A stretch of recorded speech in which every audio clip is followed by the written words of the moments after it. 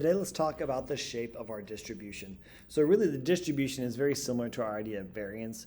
It's really looking explaining how the numbers are spread out. So as we explore today, we're going to explore how that works. We're going to see what we can learn about that. So a couple of things that we have to talk about, or the things that we need to know, is really what we just said, that what is distribution?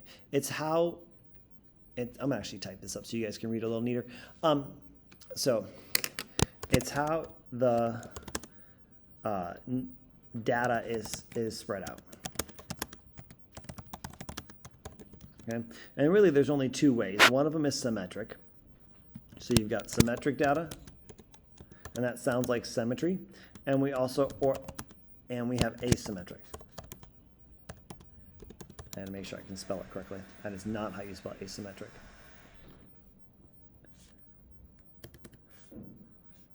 There we go. Asymmetric data. Okay, so what symmetric is really the idea that we have it's equal or even on both sides, equal/even on both sides. So I'm having trouble typing of the data. So if you find the median, and really then both sides we're looking as the median is the split. Okay. Okay. One of the things we can use to describe about this is a cluster. A cluster of data is simply exactly what you guys probably thought as soon as you heard the word, a group of data. So there could be multiple clusters of data in one set of information where there are spaces. And if there are clusters, there's also probably a gap. And that's really exactly what it sounds like. It's where there's an absence of data. Now, not really on the ends, but throughout the middle or through the data. Through the middle of the data. And then of course we finally have our peak, and another way to say for peak is really what we're looking for is the mode or the most repeated number. All right, so we've kind of got these ideas. These are pretty easy to find. With some types of graph, with some displays, it's pretty easy to find. With other displays, it's a little more challenging, and you might not even be able to find them. What we're really going to look at, we're going to start by looking at, can I describe the data on this particular graph? And this is our line plot. So if we look at a line plot and go, okay, how can we describe this data? Well, the first thing we're going to look at is we're going to say, is it symmetric? And you can see this one is asymmetric. Okay, it simply just has, if we take the median data point, there's not an even number on either side of it. And it's not equal. It's not where you could almost cut it in half through that median and every side would fold over on top of each other. Since there's that, we're going to look at, with this one, can I see if there's a cluster of data? So if we look at our clusters, we actually have two different clusters of data from 16 to 18, and then again, 18, and then again from 22 to 25. Then we can ask, do I have a gap in my data? I do. I have a gap from 19 to 21. Through the middle of the data, there's absolutely nothing here. And finally, then we're going to look, what's the peak? Do I have a peak? And the peak in my data, it would be in this case 22, and that's our mode as well. So it's just giving you definitions and words to discuss what the distribution looks like. Okay, so this time I want you to take a look at this one and pause the video and decide what are those four things. Is it symmetric, asymmetric? Are there gaps, clusters, and is there a peak, and if so, what is it?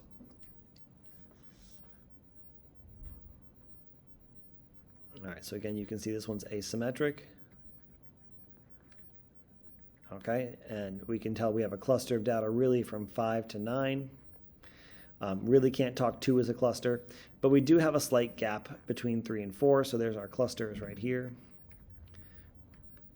We have a gap in the data from 3 to 4, or you could even say, honestly, from 2 to 5. But we're going to say 3 and 4. And then we do have a peak. Our peak in our data is 9. So these are all the things that we could explain really quickly how to do. Okay? Now, my question is, can I describe this information? So now we're going to do a box plot. Can we tell if a box plot is symmetric or asymmetric? Definitely. This is the one, this one's actually pretty easy. This is our first symmetric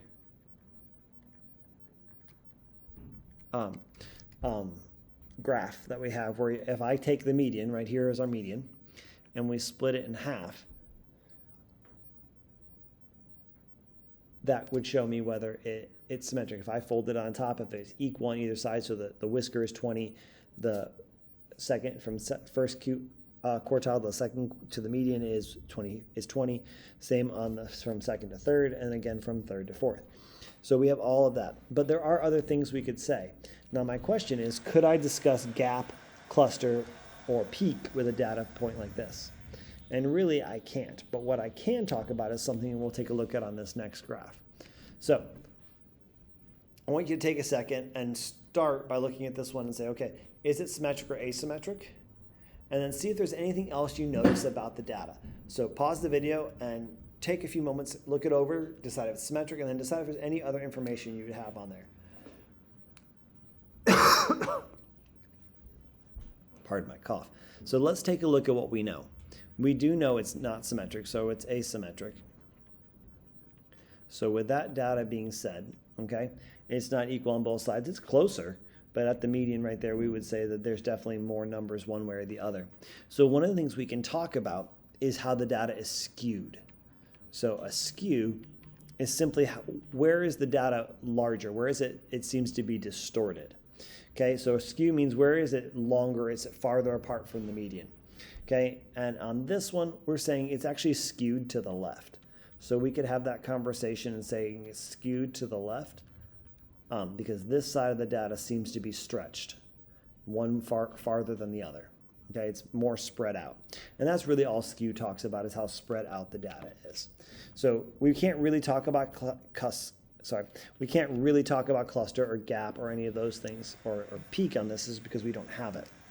So one of the things we can talk about is if it's skewed. All right, now what we're going to talk next is just the idea behind, if I have symmetric data, is there a way better to talk about center and spread? And really that's what we're looking at. The question you're going to ask yourself is it symmetric? If it's symmetric, you're going to go, okay, yeah, it's symmetric, everything's the same. So the best measure would be the middle, the mean, and the mean absolute deviation. If it's not symmetric, we're really going to discount some of those outlier data like we talked about back at the beginning of the last unit, and we're going to use the median and the entire quartile, the IQR, the interquartile range, to discuss the spread. So really it comes down to whether it's symmetric or not. So hopefully that's going to be our starting point. So let's do a couple practices on that. If I look at this, the line plot shows the number of states visited by the students in a class. Choose an appropriate measure to describe, then justify your response, and then in a few sentences describe the center and spread of the data using different appropriate measures. So if we take a look at this one, is it symmetric? The answer is no, it's not symmetric. So really we're looking at using the median and the IQR as our measure of center and spread. So let's go ahead and do that.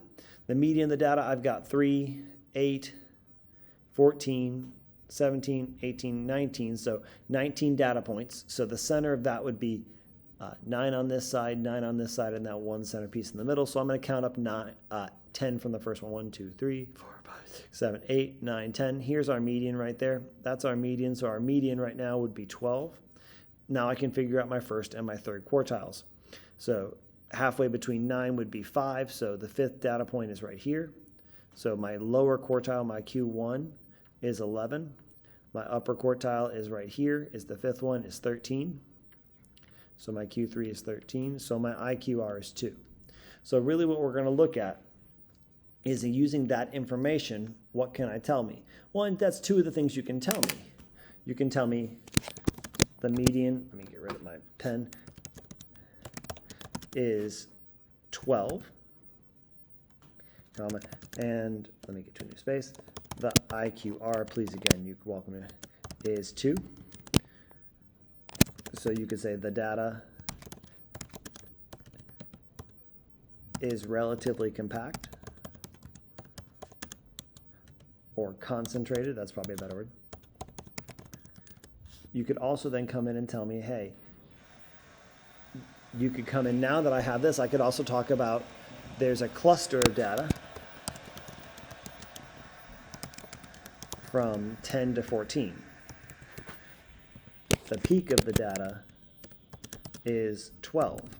And that all makes sense. So these are things I could come in and describe when it comes to, say, describe the spread and distribution using appropriate measures, where peak and concentration and cluster and gap and maybe even outlier could be conversations you could have. All right, so it's your turn to give that a try with this one. Okay, and then tell me, so this one says describe the center, justify your response, and then describe the center and spread. So you'd have to figure out what would that be. All right, take a moment and figure that out.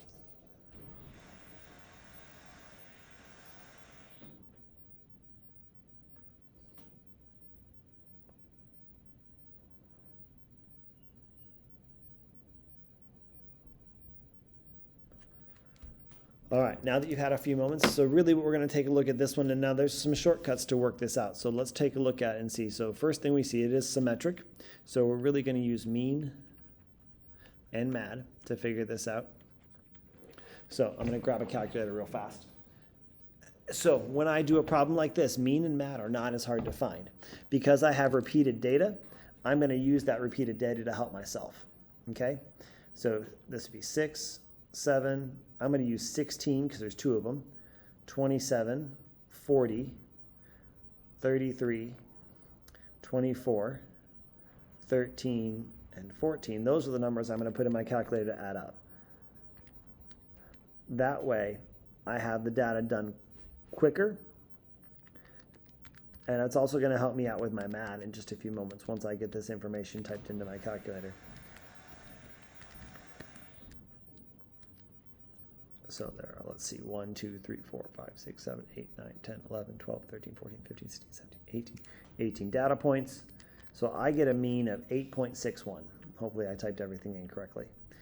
And now I'm going to use my MAD to figure that out. But again, because I have repeated data points, instead of doing all of that extra information, I'm going to come in and go, okay, 8.61 minus 6. So that's my MAD here is 2.61. Here, it's going to be 1.61. Here, it's going to be 0.61, and I'm going to multiply it by 2. 8.61.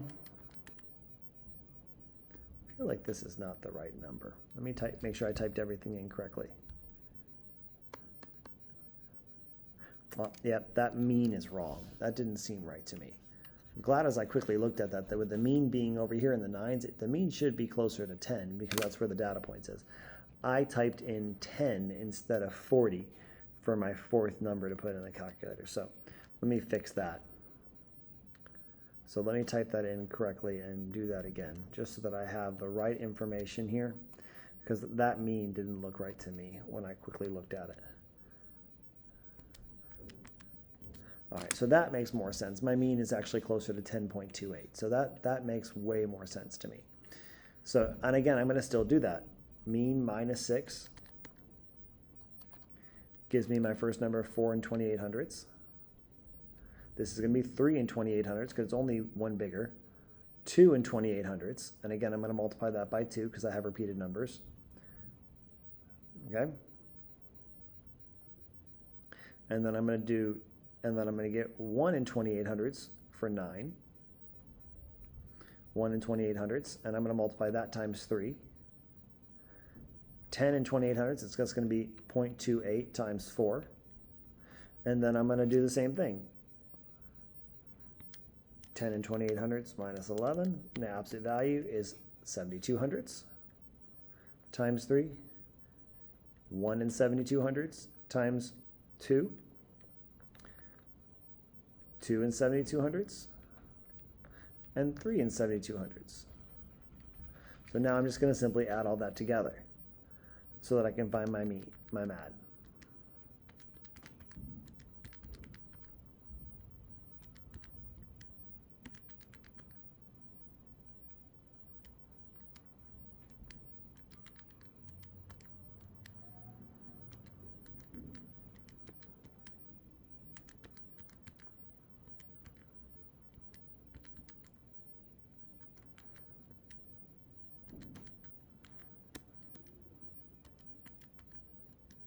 So then I get a mean absolute deviation of roughly 1 and 6200ths. So using this information, I type up, hey, it's symmetric. So that's one piece of information. Second part, I'd say the mean would be 10 and 2800ths, and the MAD would be 1.62, the mean absolute deviation. That gives me what I want to know on my information. So that kind of breaks down everything you need to know about center of spread and choosing the appropriate Taskussing shape. If you have questions, please reach out. I'd be happy to help you.